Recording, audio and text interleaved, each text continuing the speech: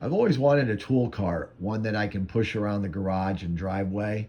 I want one made in the USA, so I knew I was going to be getting an older one. I happened to be on the High Bid website and I saw this Craftsman tool cart listed. It didn't look too bad in the pictures, so I bid on it and I won it at $53. Once I got it back to the garage, it didn't look like it did in the pictures. It was pretty worn, pretty beat up. Looks like it'd seen a lot of heat. When I opened the drawers, all the drawers were sticking. Basically an old cart. But I was hoping when I bought it, it was something I could just clean up and use. But this is definitely not it. So as I look at this thing, I need to decide whether I'm going to restore it or just put it in the dumpster next door and try to find something else. So what I decided to do is take it apart and see what it looks like all broke down.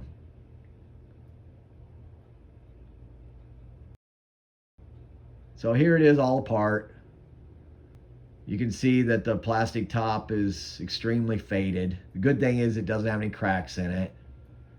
It looks like some mud beetles made the cart their home.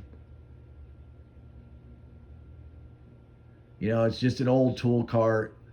One of the positives about it is it's all there and it's not physically beat up. It's got surface rust on it, but nothing that I can't sand off.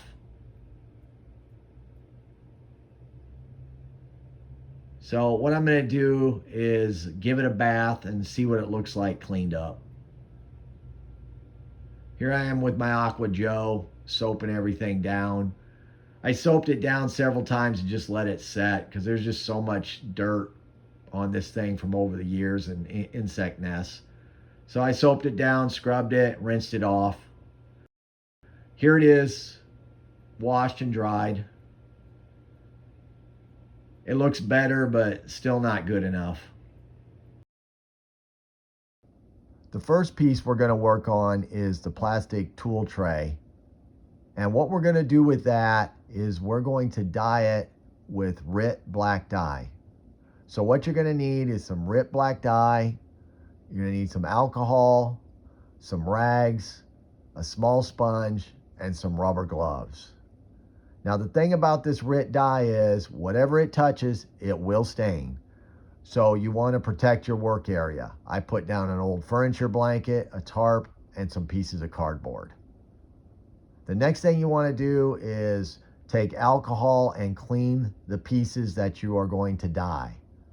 Then you're going to apply the dye to a small sponge. And what you're going to do is begin to work the dye into the plastic. Now, this piece of plastic here had a rough finish from the factory, but if you're working with a really smooth piece of plastic, you're going to have to roughen it up with sandpaper before you start. Now, I sped the video up here, but you're going to want to just keep rubbing this dye back and forth over and over, and I probably spent about 20 minutes per side putting the dye on the plastic. Just keep going over it because you really got to give the dye a chance to adhere to the plastic. Now, once you're done, what you're going to want to do is just let the plastic set for about 15-20 minutes.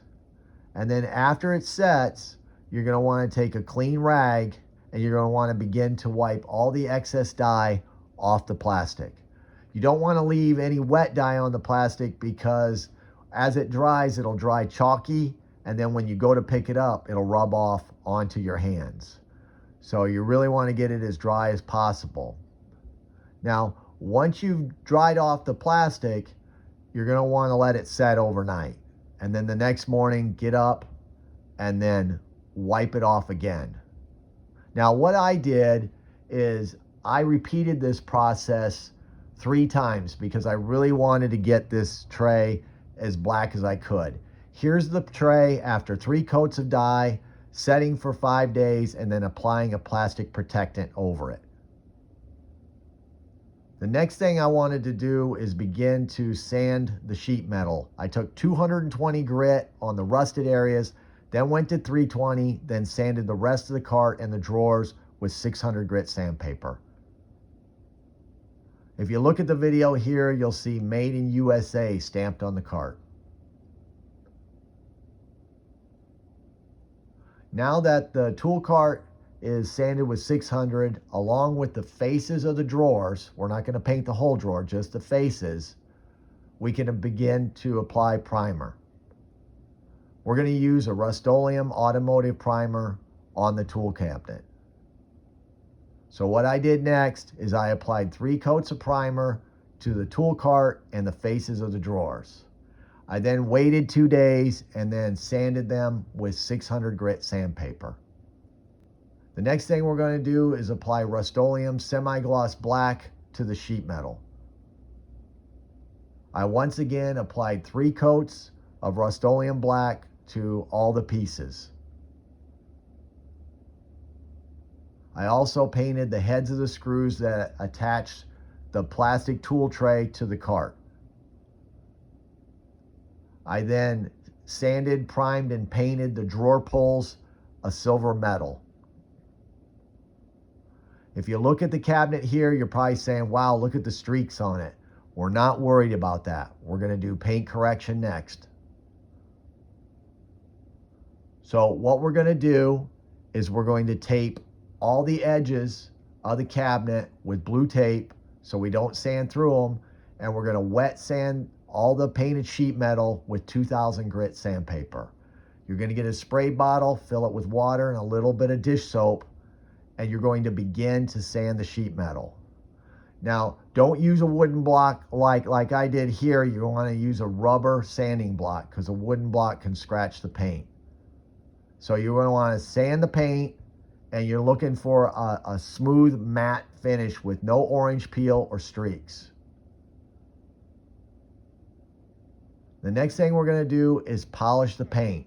You're just going to get a polishing pad, put it on a drill like I did here, get some rubbing compound, and then begin to work the rubbing compound right to left and then up and down. And this is where you're going to get that shiny finish.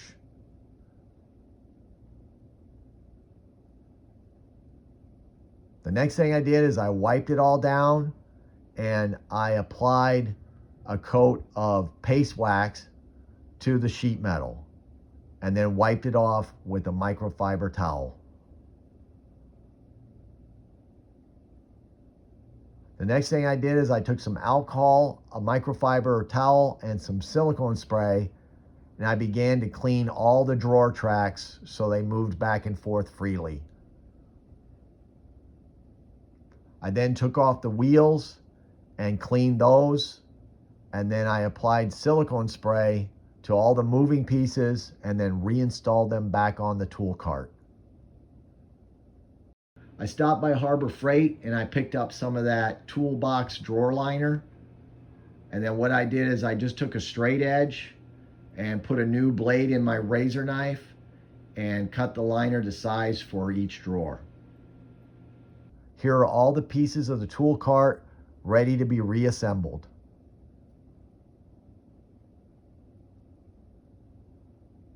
Here's the tool cart, all complete. I must say I'm very pleased with how this turned out, especially with what we started with.